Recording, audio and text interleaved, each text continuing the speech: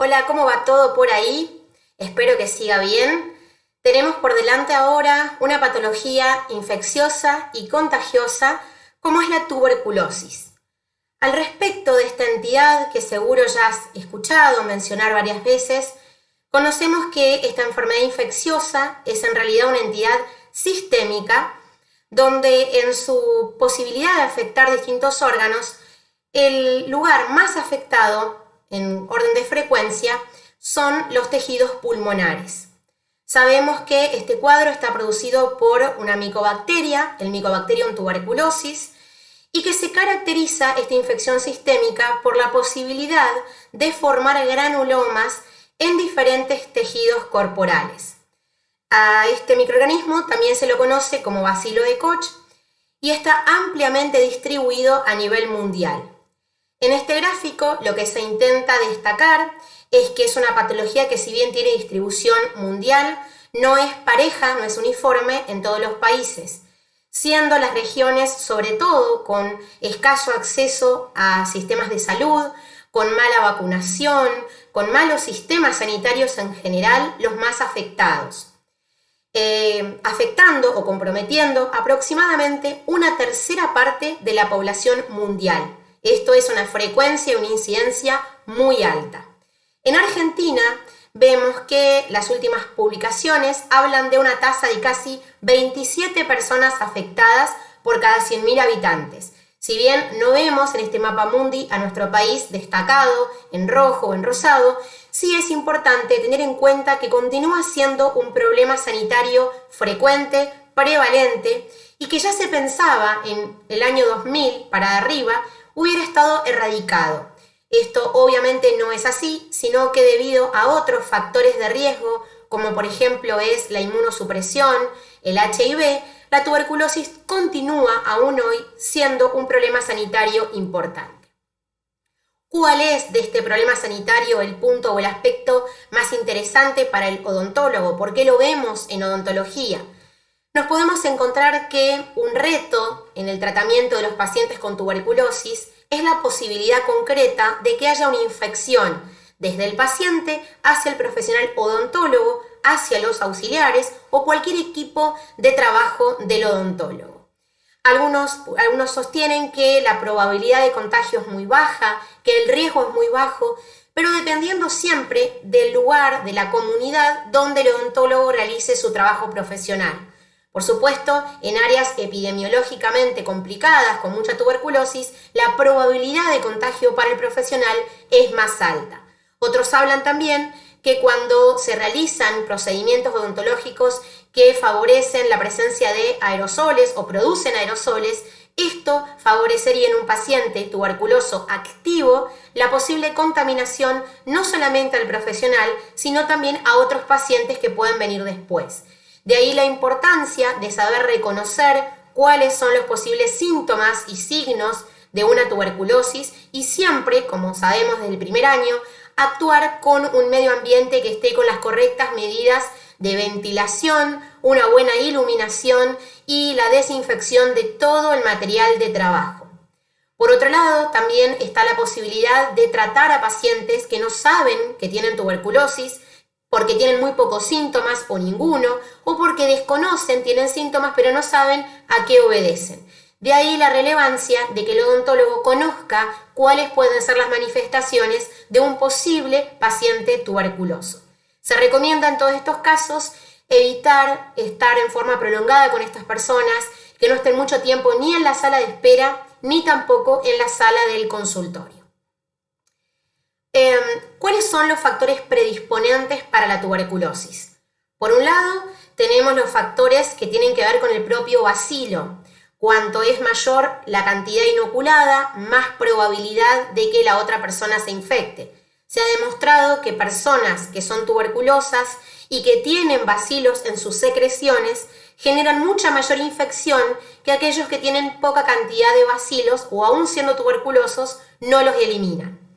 También tenemos que tener en cuenta no solamente la virulencia y la cantidad del inóculo, sino la resistencia a determinados antibióticos. Si yo soy una persona con tuberculosis que comienzo y elimino y vuelvo a retomar tratamientos y los vuelvo a dejar y nunca cumplo, mi Mycobacterium tuberculosis se va a volver cada vez más resistente a los antibióticos. Además, el tratamiento antituberculoso es prolongado, o sea que es una entidad que lleva tratamiento crónico con múltiples fármacos y esto hace que muchas personas lo abandonen y continúen contagiando a los convivientes.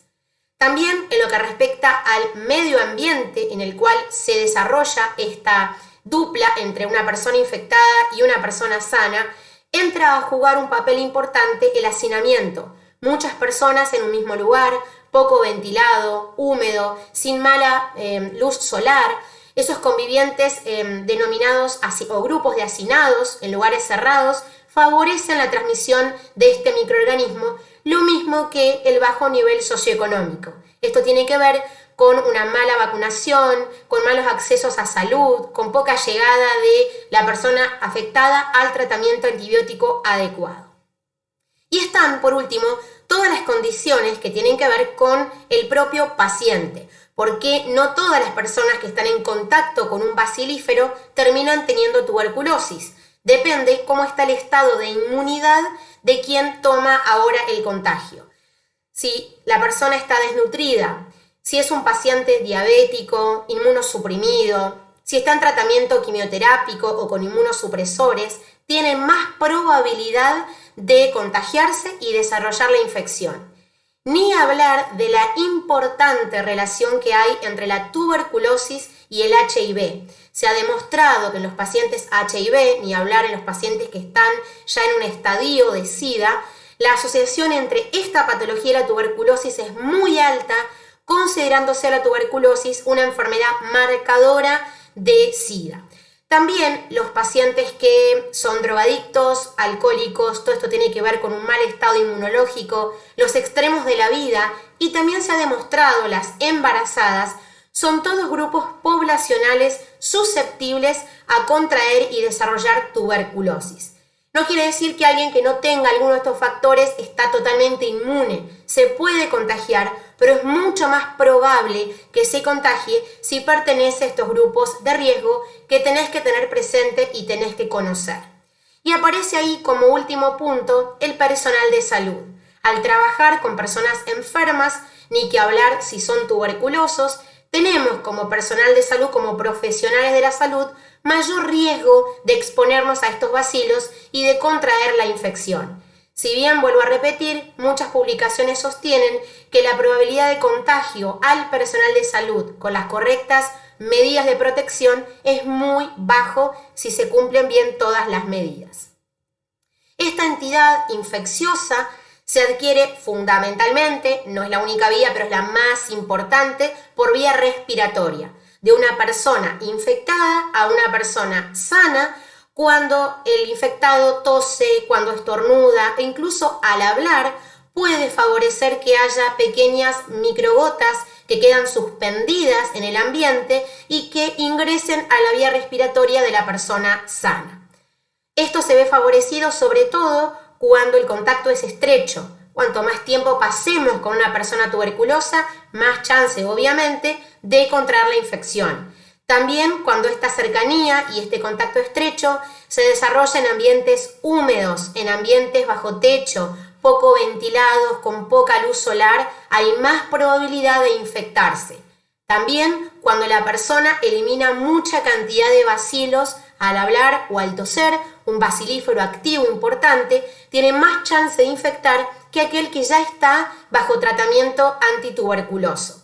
Si una persona está recibiendo tratamiento, la probabilidad de contagiar va disminuyendo a medida que más completo es el tratamiento apropiado.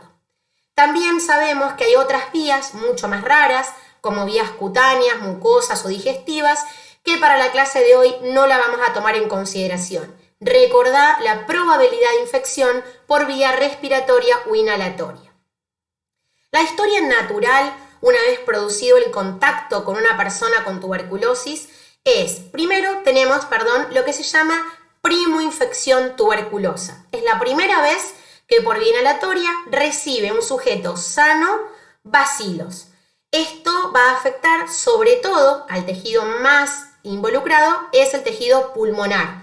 Puede afectar otros lugares la primoinfección, pero por lejos lo más frecuente es la afectación del pulmón y vas a notar, nada más que un dato de color, que es el pulmón derecho el que suele ser más afectado, porque el bronquio derecho es mucho más vertical que el bronquio izquierdo y eso facilita la infección a este territorio pulmonar.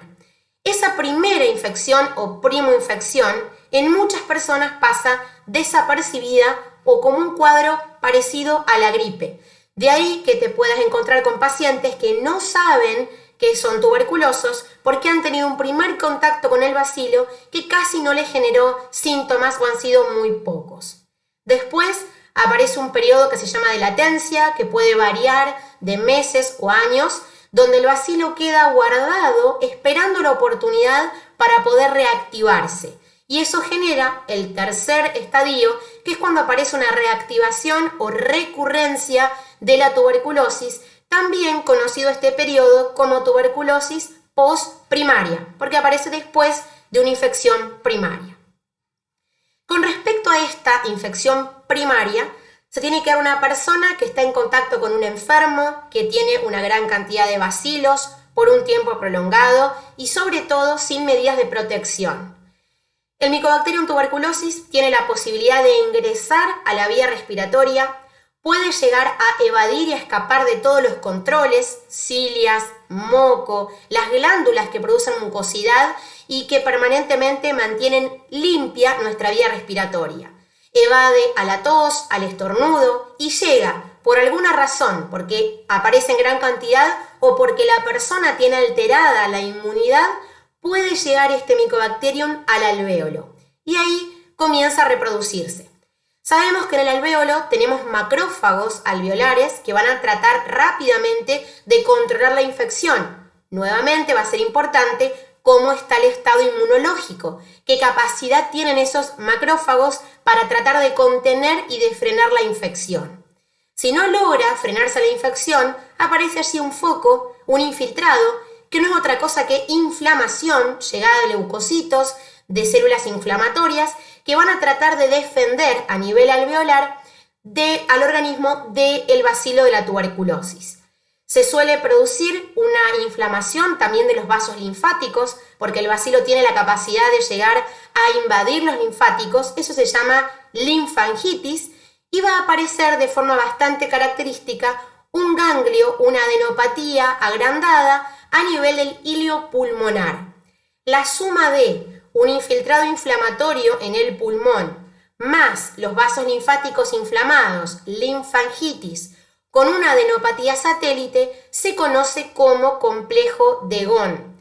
También vas a encontrar que hay otra bibliografía que dice que la suma completa de todos estos aspectos se llama complejo de Ranke. Lo aviso depende de la literatura cómo lo puedas encontrar. De todos modos, como lo conozcas y lo interpretes en semiología, está bien.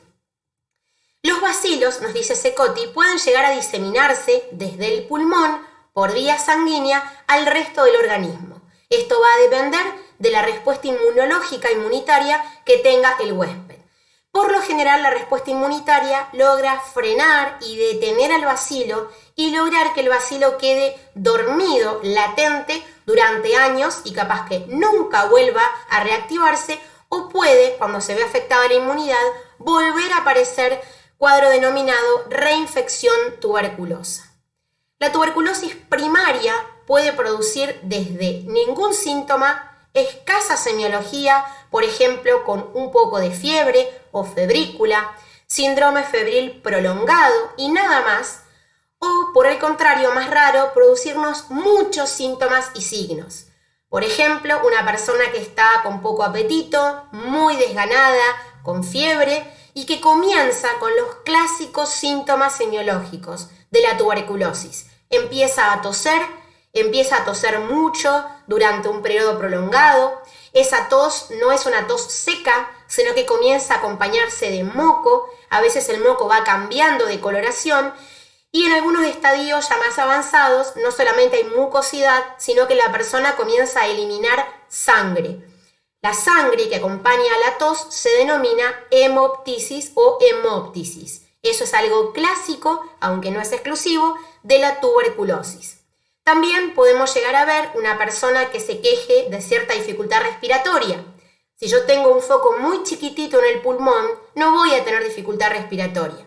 En cambio, si tengo una gran inflamación, un gran proceso inflamatorio que afecta a muchos alvéolos, el intercambio de gases va a ser malo y ahí sí la persona puede empezar con disnea. También otros síntomas, además de la fatiga, pueden ser poco apetito, cierta debilidad, sudoración nocturna, que esto coincide con los eventos o episodios de fiebre que puede tener el paciente, y todo eso constituye los síntomas tradicionales de la tuberculosis primaria. ¿Qué ocurre a nivel de la cavidad bucal en este primer encuentro entre el bacilo y la persona? Es muy raro el compromiso a nivel oral. Esto se debe fundamentalmente a la acción de la saliva. Nosotros sabemos que la saliva, entre varias funciones y componentes, tiene una actividad inmunológica importante. La inmunidad local, más los componentes de la saliva, más el mecanismo normal de la masticación, se ha observado que favorece que el bacilo se vaya de la cavidad oral en forma rápida y que pueda llegar a otros sitios, no comprometiendo en forma habitual a la boca. Hay algunos pacientes que tienen sobre todo muy comprometida la inmunidad que pueden tener en esta primoinfección tuberculosa un compromiso a nivel oral, siendo sobre todo la lengua, también a nivel de la encía o los labios se puede ver afectado, sobre todo labios y lengua, pueden llegar a manifestarse lesiones tuberculosas, que son clásicamente ulceraciones. Estas úlceras pueden ser o no dolorosas, suelen ser de bordes bien irregulares y que también pueden llegar a tener en el fondo un foco sangrante o un fondo sangrante. A veces esta ulceración se acompaña de aumento de tamaño de los ganglios y esta ulceración crónica puede en algún momento llegar a cicatrizar, llegar a curar, reparando con cicatriz.